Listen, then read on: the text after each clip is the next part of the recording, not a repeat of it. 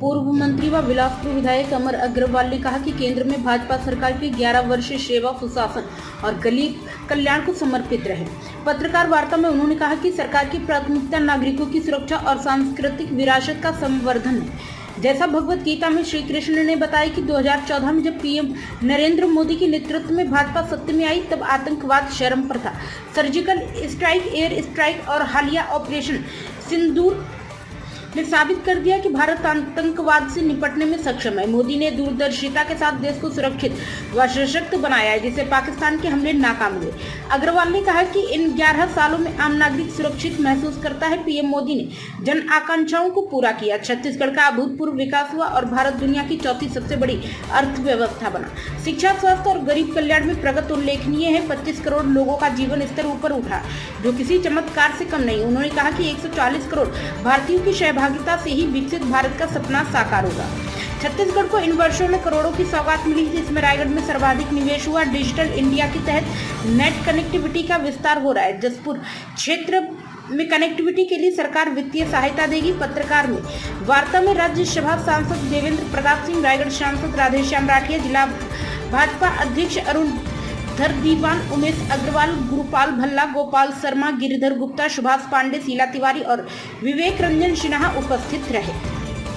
Press वार्ता करी, क्या कुछ मुख्य विषय थे? भारतीय जनता पार्टी की सरकार मोदी जी के नेतृत्व में सेवा, सुशासन और गरीबों के प्रति समर्पित 11 साल पूरे किए। इस 11 साल में सुरक्षा, जो किसी भी देश की सरकार का पहला कर्तव्य है, उसमें 100% आम देशवासियों को एहसास हुआ है कि ये देश सुरक्षित हाथों में है। पहले air strike, surgical strike, air strike और अब ऑपरेशन सिंदूर। इसके अलावा जो विश्व में हमारे नागरिक हैं, जब भी संकट आया, चाहे रूस यूक्रेन के समय में आया हो, आज अगर इजराइल इसका देखे हो, पूरी सफलता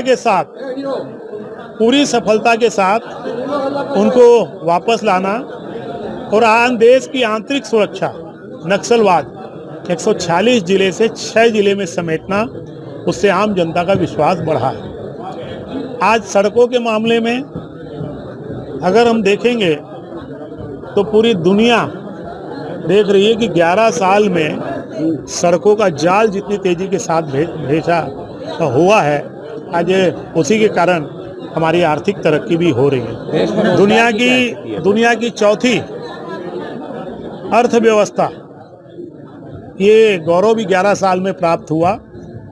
इसके साथ ही सबसे बड़ी किसी भी देश के लिए कहना चाहिए, भारत के लिए या हमारी सरकार के लिए, जो गरीबों के प्रति समर्पित सरकार रही, उसकी नीतियां बनी।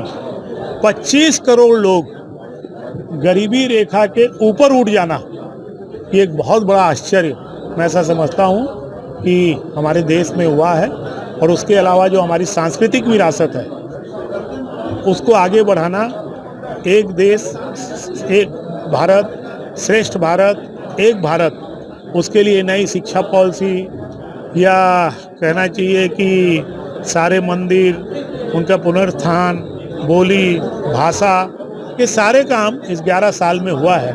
और इस 11 साल में होने के बाद आम जनता अब ये कहने लग गई है, मोदी है तो मुमकिन है। नया मंत्रिमंडल का विस्तार होना है भैया, आपकी क्या भूमिका रहेगी, क्या उसमें जगह? नहीं, हमारी कोई भूमिका नहीं रहती है। पार्टी और मुख्यमंत्री जी बैठ के तय करते हैं। रेल टर्मिनल रायगढ़ को कब तक